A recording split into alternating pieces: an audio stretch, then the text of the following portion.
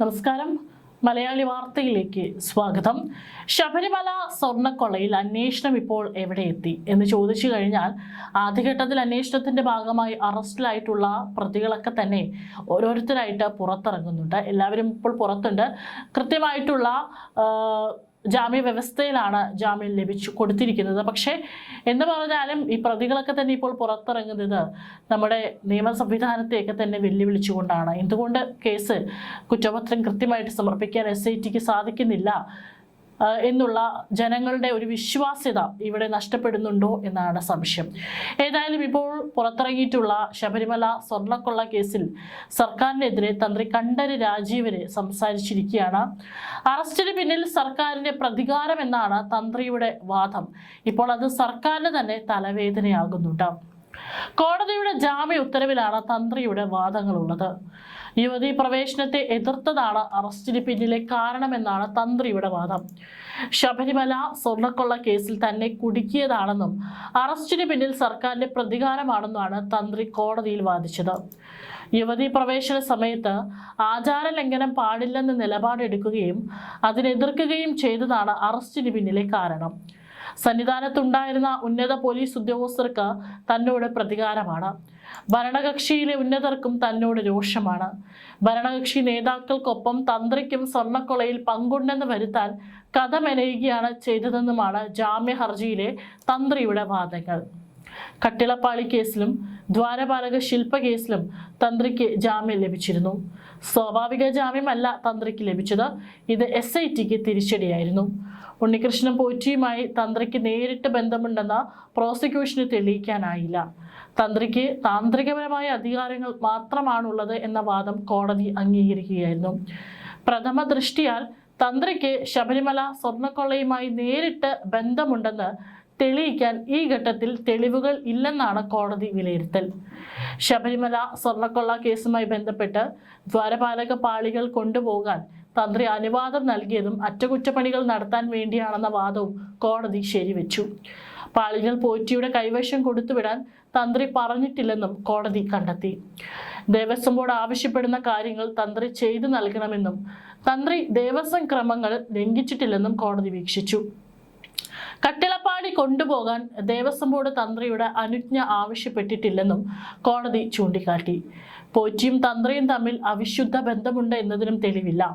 പോറ്റിയുമായി അടുത്ത ബന്ധമില്ലെന്ന തന്ത്രിയുടെ വാദം പ്രതിരോധിക്കാനും പോറ്റിയും തന്ത്രിയും തമ്മിലുള്ള ബന്ധം കണ്ടെത്താനും പ്രത്യേക അന്വേഷണ സംഘത്തിന് ഇതുവരെ കഴിഞ്ഞിട്ടില്ല.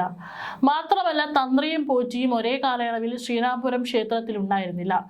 ദേവസ്വം വിജിലൻസ് തയ്യാറാക്കിയ 2 റിപ്പോർട്ടുകളിലും തന്ത്രിക്കെതിരെ പരാമർശമില്ലെന്നും കോടതി കണ്ടെത്തി.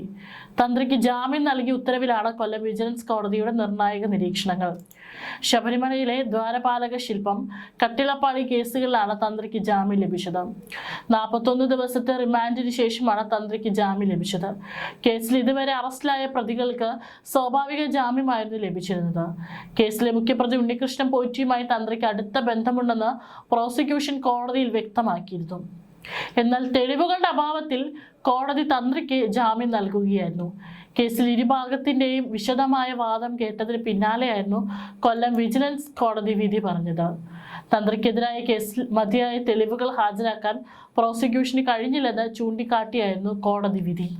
നേരത്തെ ശബരിമലയിലെ വാജി വാഹനം തന്ത്രിക്ക് അവകാശപ്പെട്ടതല്ലെന്ന ദേവസ്വം ഉത്തരവ് തള്ളി തന്ത്രി സമാജവും രംഗത്ത് വന്നിരുന്നു. തന്ത്രി സമുച്ചയത്തിലെ വ്യവസ്ഥകൾ പ്രകാരം വാജി വാഹനം തന്ത്രിക്ക് അവകാശപ്പെട്ടതാണ്. തന്ത്രി കണ്ഠര് രാജീവർക്ക് വാജി വാഹനം നൽകിയത് ദേവസ്വം ബോർഡാണ്. മോഷണം പോയെന്ന് ദേവസ്വം ബോർഡിന് പരാതിയില്ല.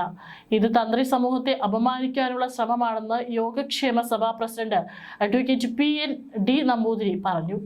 2012 ദേവസ്വം ബോർഡ് ഉത്തരവിനെ കുറിച്ച് അറിയില്ല.